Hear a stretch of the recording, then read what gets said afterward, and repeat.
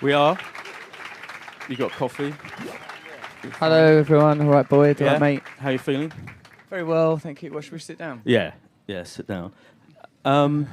It's a chat show in a shop. It is. It's different, but it'll be fine. So that introductory video, which features an incredible array of people, kind of the destruction of the planet, that kind of thing, is not your average start to a stand-up show. And I think it reflects that this isn't just a normal kind of stand-up show. It's a bit more ambitious and philosophical, and it's got more challenging stuff. Was that? Did you want to set out to create something that was a bit different, a bit more interesting, a bit more challenging? I did, mate. Yeah, thanks for asking one of them types of questions. That's flattering. Totally. Like it's like a flattering Had to question. It feels like I can't go wrong from that genesis. Yeah, what it was is I thought, I can when I'm doing stand-up, I can talk about whatever I want. I'm only responsible to my own personal morality, and that's, as you know, a very brittle mechanism. So I could say whatever I wanted, and I thought it would be interesting at this time to talk about the impact on history of great men like Che Guevara or Gandhi and Malcolm X, and how cultural narrative is constructed and rendered, and doing that in a way that's sort of funny, obviously, that being the priority of comedy, was really, really challenging and exciting. Did it take you like a long time to balance the two things? Because as you say, you wanted to make it funny. It is a stand-up show, but you are making a lot of points that are non-traditional stand-up material throughout it. But did you all the way through think, I've got to have a joke, or were you happy to kind of have stretches where maybe it wasn't that funny and maybe it was a bit more thought-provoking? No, comedy is a genre, and so the primary obligation of that genre is humour. But it's only like dance is a genre, or horror. You could do a horror story set I don't know, at an orphanage, can't you? I think there is one called that. So yes. That's maybe why that was in my mind. Really good, yeah. But you could so there is no. I don't think there's any limitations to the subject matter of comedy as long as it is funny. So for me, it was very, very exciting to do that. And I don't know. I find the designated territory that I'd existed in comedically up to then, it was starting to feel sort of prohibitive, and had been in fact a little bit lazy. This is the first time I've really worked hard on a stand-up show. Is it? Really hard, yeah. So yeah. in what sense, how much longer did it take to kind of get together than normal? Does it evolve since you first started? I'll give it time to evolve properly. I just what I've done, I started from the perspective of I can talk about whatever I want. Then I started doing gigs wherever I was, like in sort of 100-seater venues, and just talking about those things. And it started off a lot more about, the Che Guevara did this funny thing happened to Malcolm X. But more and more, it became about making that information pertinent and relevant to today. And then obviously, given that it's a sort of a very autobiographical art form anyway, stand-up comedy, it constantly sort of returned to me, and I found a device, a way I could talk about them men and and then sort of go on about myself as well, which is, let's face it, what I do most. Yeah, fair enough though. And it's interesting in the show, you quite early on in the show, in the one that's out on DVD and downloadable on iTunes, by the way, you're interacting with the audience. You go into the audience with your huge long mic lead, and you kind of run that that's unusual to do that quite early on, and that can go on for quite a long time. Is that a thing you want to do? Do you do that every night? Do you go into the audience and see what happens, see who's there, see who you interact with, and see what happens from that? Yeah, I do, because I think that's a really good way of it's live, isn't it? So it's good to make it a unique and live experience for the people that are there. Eventually people will watch this on the internet. They won't have the same experience as people that are present right now. For a start, this will have been edited, so I'll seem a lot funnier. But also, they won't know if you and I were to fart, Boyd. That would not be an integral part of the experience. And when I'm doing when I'm doing stand-up, I think if I go out in the audience in the beginning, this makes it very, very clear that this is about us tonight, the people in Wolverhampton. We live in this very anodyne culture. This Apple iStore, it would be like this if we were in one in Chicago or I don't know, Delhi or whatever. They're all like that. We're having this homogenized experience here, and so I think it's very important to make it live and actual. And then for the rest of the show, I've got all these people and events that I can refer to. I've had little chats with people, and I find it very fertile. I find that we have such commonality, human beings. I feel like that we define ourselves by our differences, by, I believe this, I don't believe that. But actually, underneath all of that superficial architecture, we're all the same and we're all all right. Absolutely. Do you ever think, do you ever go into the audience and they're so interesting and something so incredible happens that you think, I might not get to all the stuff you've got, all the heroes you talk about, Gandhi and all of that, and you might leave that really late and then do a load of stuff about the people in there. I do actually, mate. And tell you what happened. Once I've made the DVD, like I've done a DVD. Once the DVD was made, I thought, there, I've done that now. And then the next night I was in like Portsmouth. I thought, oh fuck, I've got to do that thing again. Yeah. And I thought, I've already recorded it now. Oh, can't we just put it on the telly and I'll just sit and watch it with them, or skylark about and talk about Portsmouth pertinent content like the Navy and Harry Redknapp. That's what I wanted to talk about. Those are the subjects that people in Portsmouth are interested in. Believe me. You're right. I've been to Portsmouth. You're all right about that. Yeah, I was there. Yeah, completely. Don't talk to me about you weren't there, man. I wasn't They there. say about Vietnam. Yeah, that is true. Well, how was Portsmouth? It's tough, It man. was- Of course it's tough. It's mad, isn't it, Portsmouth? There are people, they've gone as far as they could go without leaving, and they're pissed off. Yeah, that is true. Let's have a look. We've got a clip of a bit of the show. I think quite kind of explanatory bit of the show, which will help. Where will It's it be on just- one of it's these going to be on TV there. sets? Yeah, let's have a look at that. I'll know what happens Yeah. eventually. I'll just hear the first bit. Yeah. Why the cam voice? Where's the cam voice come from in that? I like talking like that. It comes to me dead easy, that. Does Don't you sometimes think that your whole personality is a bit arbitrary? Few different decisions, you could have been a completely different person. You know that first bit when you wake up in the morning, don't even really remember who you are for a second, especially if something bad happened the previous day. You sort of wake up and you go, oh, that thing! But there's a split second where you could be anybody. And I'd like to be him sometimes. Just like I could just as easily be like that Boyd. I mean, He is very seductive. Yeah. he is. Not to women, sadly. No, but it's fine. That's absolutely fine. I love the fact early on in the show we get to see Morrissey. We glimpse Morrissey, and you mention it, and he's got his typical wry look on his face. What I'm fascinated by, first of all, obviously I'm obsessed with Morrissey, and I assume, obviously we know you love the Smiths and Morrissey growing up and all of that. Now that he's becoming your friend, is it kind of everything you wanted it to be? Is it everything? Does it kind of live up to your expectations of what he was going to be like? Yes. Yes, does it? As in, it's impossible to regard him as a friend because he is a man who lives behind an edifice of... what is that thing? Morrissey, I think, is the Morrissey that we know through his music. It's not easy to sort of go, oh, all right, Morrissey, do you want to come down the pub? It's not that sort of person. No. But you said, do you want to come to my show? No, he just turned up and Oh, no did one he? told me he was there because otherwise I'd have been more worried. Like, I don't like to know that Morrissey's somewhere. If he's sort of his quiff hoved interview there, if I caught him buying a new set of headphones in the Apple store, I'd freak out. Does he Morrissey is disturbing. But I adore Morrissey, Yeah. but Morrissey for me is a distant icon. Not like it's not. Say I'm friends with other famous people. Noel Gallagher, he's a normal bloke with a Yeah. great talent. I Yeah. can get my head around that. Not Morrissey though. No, I can imagine. Yeah, but so does he go back afterwards and say, "Oh, I like the bit about that"? He came person? back and he was initially extremely charming. That lasted for a brief time, Boyd. Yes. Then he lapsed into the acerbity, which we know defines Morrissey. There was the philosopher Alain de Botton was there, and he was saying, "You sit back in your fucking chair." The geezer's fucking sloping off to buy himself an iPad. There's one in there just now. It's meant to make me coffee. It didn't make me coffee. We're becoming overly dependent on this technology. I tried to get. How can an iPad make you a cup of coffee? Doesn't even make sense, does it? No. Like, where's the milk? No. It can't be in there, can No. it? Especially if it failed. So it promised to make you a cup of coffee, and he didn't actually come through with a cup of It's coffee. like, yeah, it was Kubrickian. That is very. I will Kubrickian. make you some coffee, Russell. And really, its true agenda was revealed that it's trying to spellbind us. So, yeah, like that philosopher Alain de Botton was there, and he was being very flattering. Well, Russell, that was fantastic. What a wonderful piece of cultural commentary. That was magnificent.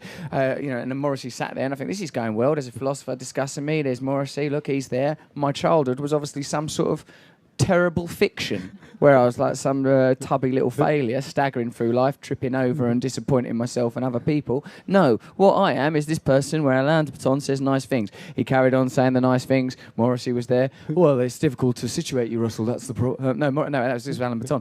We can't. There's nowhere we can put you. If you were a cultural commentator, we would say you were the best philosopher of the age. But you're funny. I mean, there's really no box we can put you in. And Morrissey said, "How about a coffin?"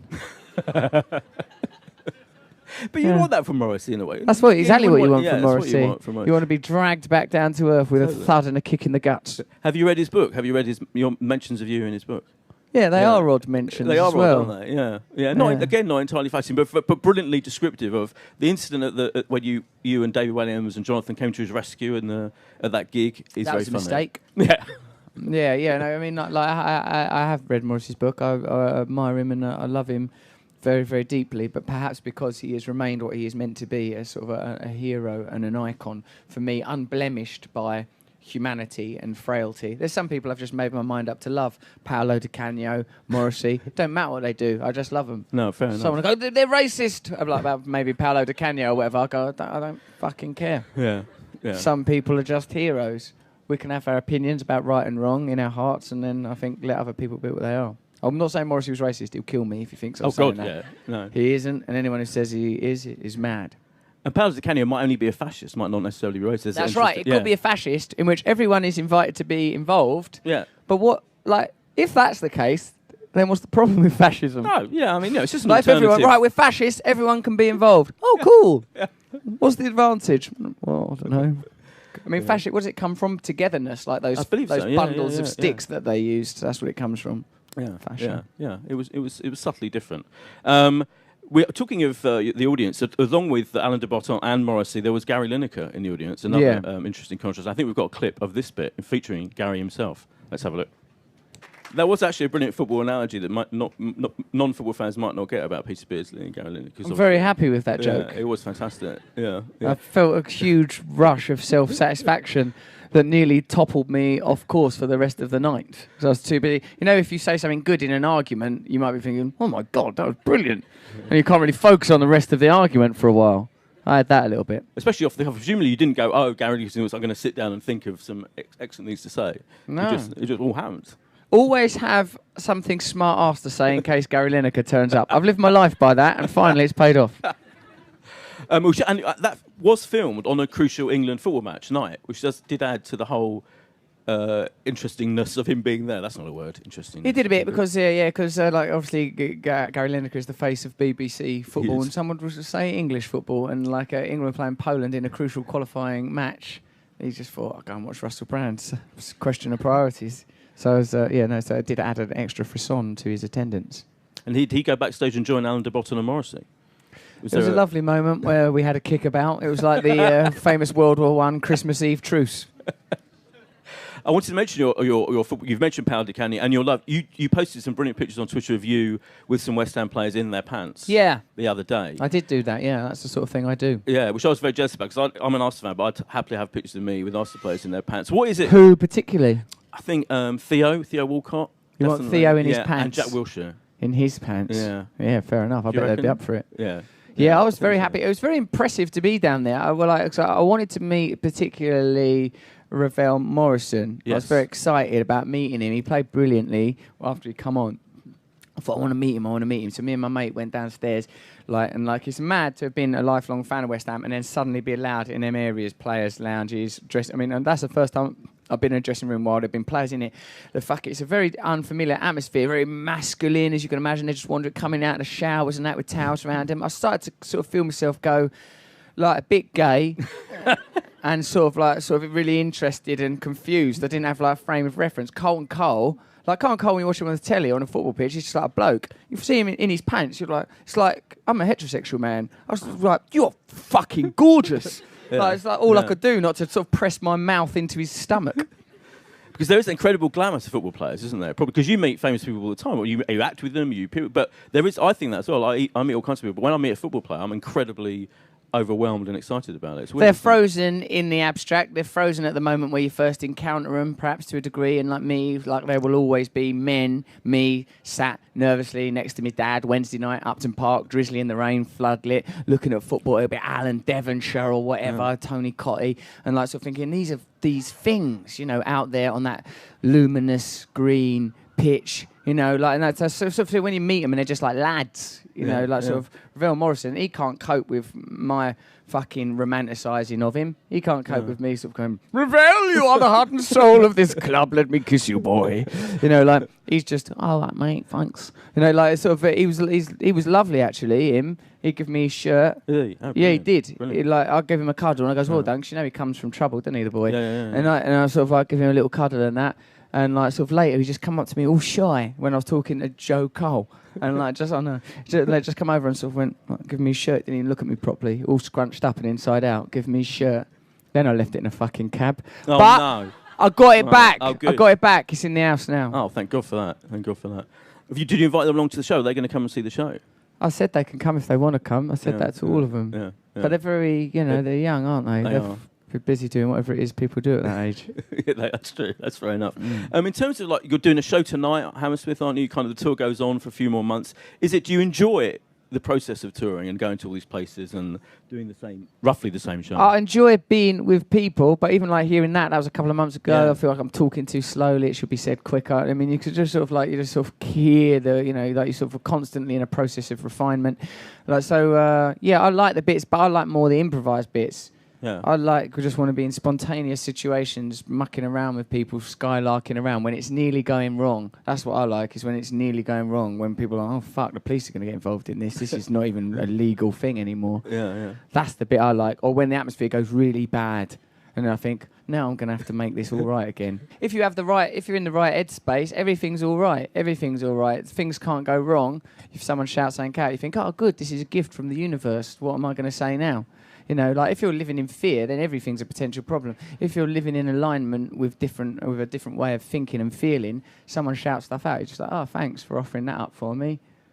Yeah. Do you feel, is that news that your current feeling of freedom, so you can write what you like, and you don't think anyone can get at you and say anything that's going to really piss you off? No, I don't now. I feel invincible, so that sounds like an invitation for someone to shout something. Yeah. Now, I feel now I'm trying to live a spiritual life in absolute humility. So that's for I want to live a life of humility and acceptance. So I think if I'm if you see someone trip over, why is it that with the old Schadenfreude? What is that? What is that valve? What's being released? Maybe you think that person was pompous, or maybe you will feel low and you want to see other people brought low.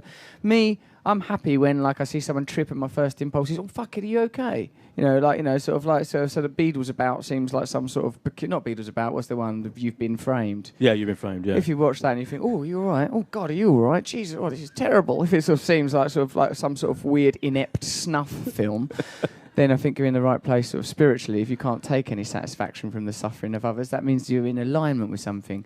I'm not saying that it's wrong to laugh at slapstick as expertly executed by Laurel and Hardy or something. I'm just saying, like me, I'm in a place now at the moment where when I'm on top of my game, I just want peace and joy and a little bit of chaos.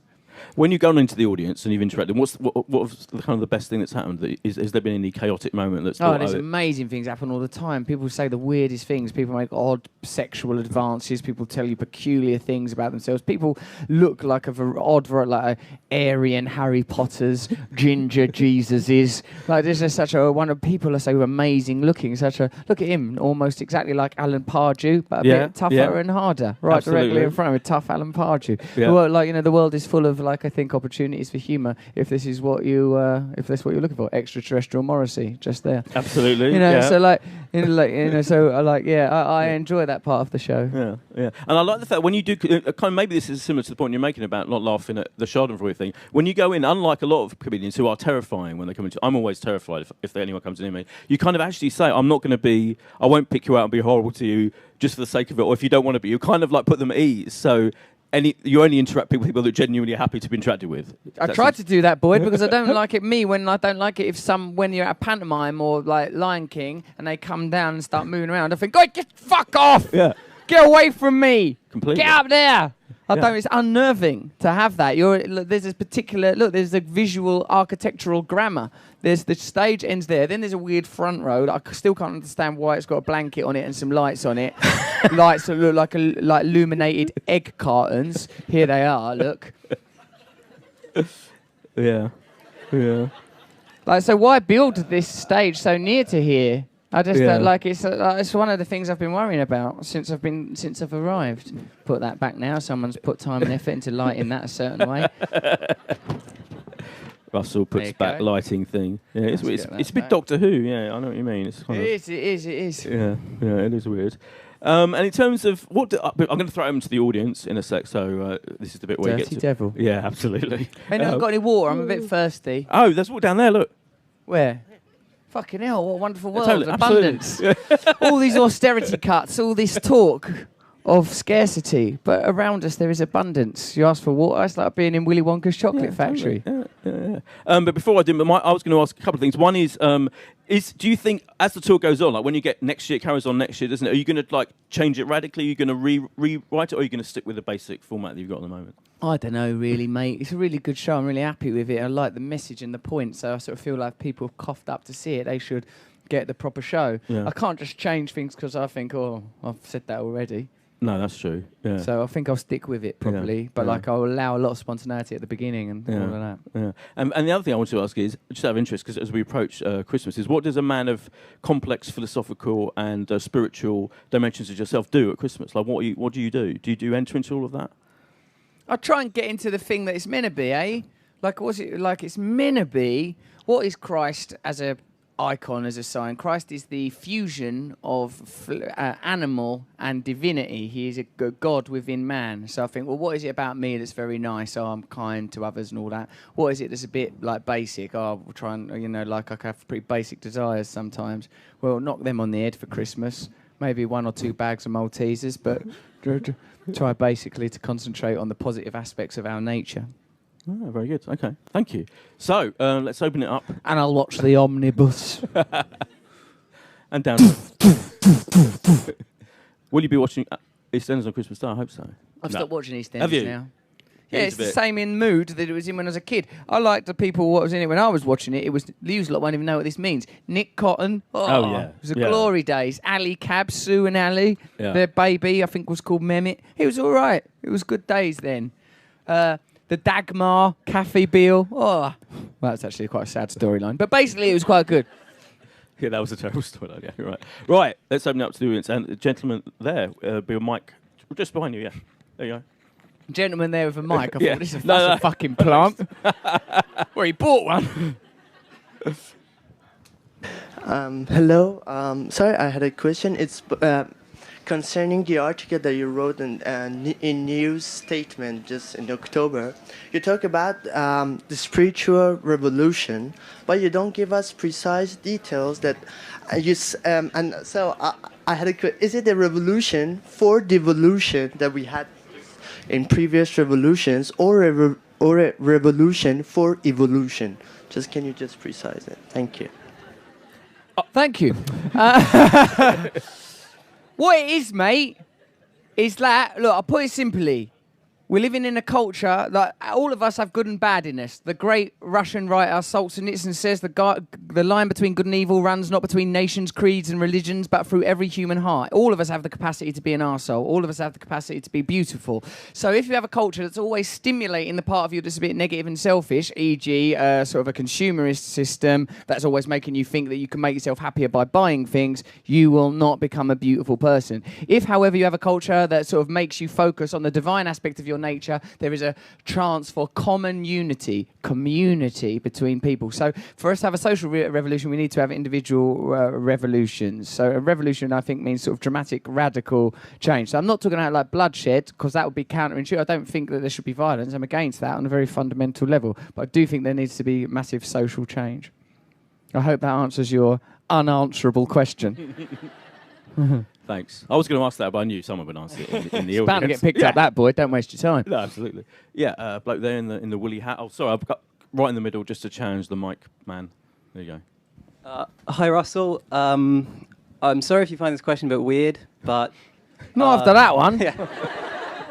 But I'm actually really interested to hear your answer. Okay, so let's say your life is a book, and you have 10 chapters. My life is a book. Yeah. Brookie Wook. 2 books. And you have 10 chapters in this book. What chapter are you in at the moment, and what is it called? Ooh, that's interesting, isn't it? Well, I hope I'm not even at the middle yet. And I think it's hopefully to do with change, transition, and growth.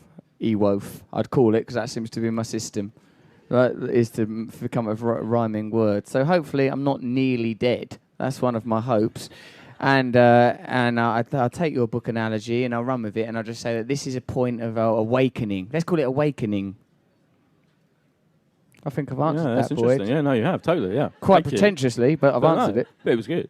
Yes. As people write, there's a gentleman just saying the white T-shirt. What if someone goes like, all right, I'm trying to find the iPad mini. Just over there, mate. Is this the Genius Bar? Well, I like to think so. Yes. Einstein talked a lot about adapting a vegetarian diet for the future of human consciousness and evolution. And I know you're a vegetarian. I wonder what your views on that are. You don't seem to talk about it too much, as you kind of alienate yourself from a lot of people. Can you talk on your vegetarianism a little bit? I try not to be too militant about the vegetarianism, but my belief is that there's... Morrissey said once, I don't see why something's life should end just so I can have a snack. Something's life has to end. Like your life, that thing you're in the middle of. So like, so for me, it's just like there ain't much need to eat meat, so I don't eat meat. But look at this, for example. These shoes are probably made out of an animal. This was hard to deny that this is... It's like a sheep may have been involved in this at one point. So, you know, I'm pretty far from perfect. But, like, I think the intention is good. I think vegetarianism is better, not just because it's nice to not eat animals. Gives you a nice bit of moral high ground from which to condescend at people from. I'm vegetarian. What have you done? And also, it's just, you know, sort of moving that direction because industrial agriculture is having a terrible effect on the old planet that we're living on. So, like, I do believe in it, mate, but I think there's loads of people that know loads more and are much more ardent and militant, and so I'll leave it to them, you know. Thank you. Where should we go? Oh, there's a bloke with his hand up, kind of just behind the cameraman. Just to really be difficult, sorry. But he's had his hand up for about 10 minutes, so it's only fair to get the mic to him. There we go. Hello. Hey. All right. I would like to ask you this question. When you talk about how I've heard you speak before about individualism being a bad thing. Yeah. I know I'm only young and everything like that. I'm only 17, but I believe that individualism is a great thing. Does it lead to us having? Does it leave us? I agree with your argument that it does leave us to our bad side. But at the same time, don't we all have a choice, and shouldn't we all have the freedom to do what we want to do, as long as we're not harming anyone else? So when you talked about consumerism before, shouldn't we all have the freedom to do what we want? So obviously, I don't agree with this consumerism culture. I think you should have a responsibility. Obviously, when I earn a certain amount of money, I think, what can I do? I don't think really I need to buy all of these things just to make myself happy. So that's the thing. You got it, man. All right, now listen. There's a I tell you what I'm saying is there's a difference between individuality and individualism. Now, individuality, that's like your right to, like me, I've got my little quirky ways, ain't I? I'm a sort of a unique in my own way, like Boyd is, like you are. We're allowed to be individuals, that's different.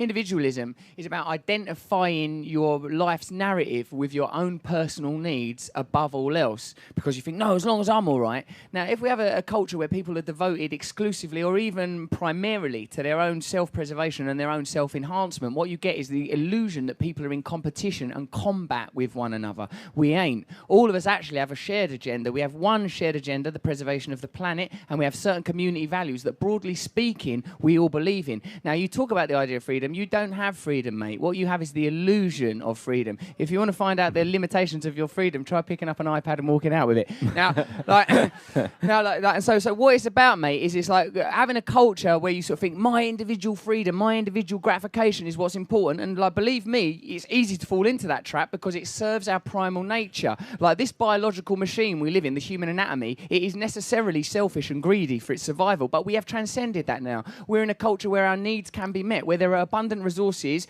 abundant yet limited resources, enough for us all. So we have to like think, if we are living in systems that serve an elite at the exploitation of the many, is that system worth changing? And one way of getting people to comply with that system is believing in their own individual advancement. Once people go, fuck myself, not literally, but maybe, then like think of how am I as part of the whole, how am I as part of the community, then people, then we begin to change. We begin to have a different kind of system. It's less easy for us to be exploited. Do you want more than that? You know? Thanks. Oh. Don't try walking out of an iPad, by the way. Yeah, no. It's probably alarmed, I would have thought. Just a lady right here. Yeah, cheers. Hi, I really enjoyed, I say enjoyed isn't the right word, I was really interested in the work you've done towards abstinence-based recovery for drug addiction. Thanks. And particularly with the charity that helped you. I was wondering if you were going to do any more projects towards that at the moment, or if there's anything coming up in future. Yeah, I'm going to keep doing that. Thanks for asking me that, mate, because it's a priority for me. For me, sort of remaining abstinent from drugs and alcohol one day at a time is an integral part of my life. So yeah, I'll be doing more. I'm doing another documentary with the BBC in January. I continue to work with Focus 12, the place that got me clean. And I sort of increasingly think the manner in which I stay clean from drink and drugs is very useful in looking at anything we use to make ourselves feel better, whether it's food or sex or love or consuming stuff. If you sort of look at the simple spiritual principles that are available to everyone, these through which people pursue abstinence-based recovery, I think they're super useful ideas. So yeah, I'm doing more and more. In fact, it's the most important thing in my life. I'm doing it all the time. I've been doing it today. I have to keep doing it. So definitely I'll be pursuing that. Thank you. Yeah, gentleman just behind. Hey, so the question I would ask is, in your opinion, what has been the most effective form of self-inquiry? Is it through intellectual pursuit or meditation? So what has brought about the greatest transition in yourself?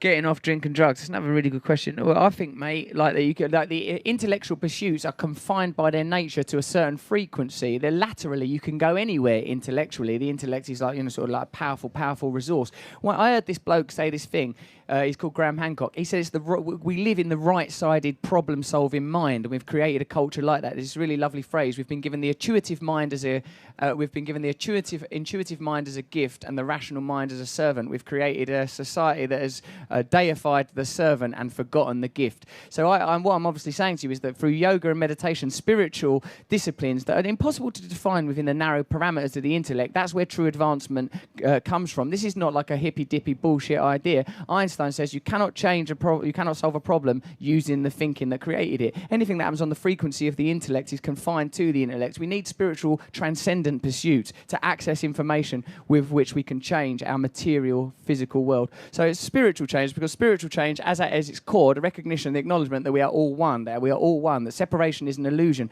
We can't see the things between you and I that connect us, but we know they're there. Sometimes we feel it. Sometimes we feel that there's something that passes between us. Sometimes we feel it, and temporarily we're reminded, fuck, what was I doing with my life? No one on their deathbed is going, I wish I'd spent more time wanking on the internet. People say, I should have loved more. I should have loved more. Do we know this in our heart? Thank you. You've got time for a couple more. So there's a bloke just there. I hope you don't mind another big question. It's good, isn't it? I'm the bloke off Big Brother's Big Mouth. How do you see the social and political landscape being in about 10 years' time in this country? I think it's going to change radically, because I think the thing that's happened with our devotion to neoliberalism is it's achieved its aim of creating an elite superclass with much too much wealth. Now, what's happening now is that the consequence of that is there's loads of people without hardly any or enough, and people are starting to wake up to the fact they're being shafted. Now, when enough people reach that conclusion, there's the possibility for change, and then neoliberalist parties, such as, that just means Labour and the Conservatives and the Lib Dems, they all got the same basic philosophy. They'll start to recognise, oh no, we don't represent the people that vote for us, but they don't need to represent the people that vote for them, because they ain't the people that put them in power. It's corporations that put them in power. But once we eliminate the influence of money in politics, then we'll be able to have a real transitional effect. I think this will happen in the next 5 to 10 years, mate. I think it's going to look very different. I think there'll be a radical change. I imagine that big businesses will lose a lot of power. Corporations will lose a lot of power. There'll be a lot of renationalisation of industries, I imagine, and a lot more globalised politics, where we start to recognise that we, the people, have more in common with each other, whether it's fucking here or Afghanistan or Iraq or America, than we have with the rich people that are telling us that they're in charge. Thank you. And finally, there's that bloke there next, right by the speakers, has hand up for a while. Let's go to him. Cheers. So I was wondering how you get all of these people who've got, because as you know, we've got social media now, which can basically get messages out a lot quicker than the 6 corporations that control all of the media. And I was wondering how you get people such as yourself and other celebrities, I don't know, like Julia Roberts and Bruce Willis aren't going to pop down and say, you know what, we need revolution because they're all right now.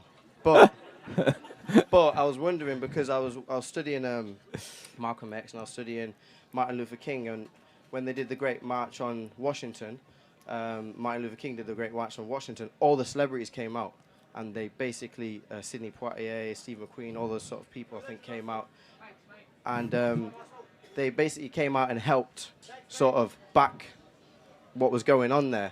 So how, I mean, obviously it's a bit different now. That was to do with sort of race, but this is to do with class and money.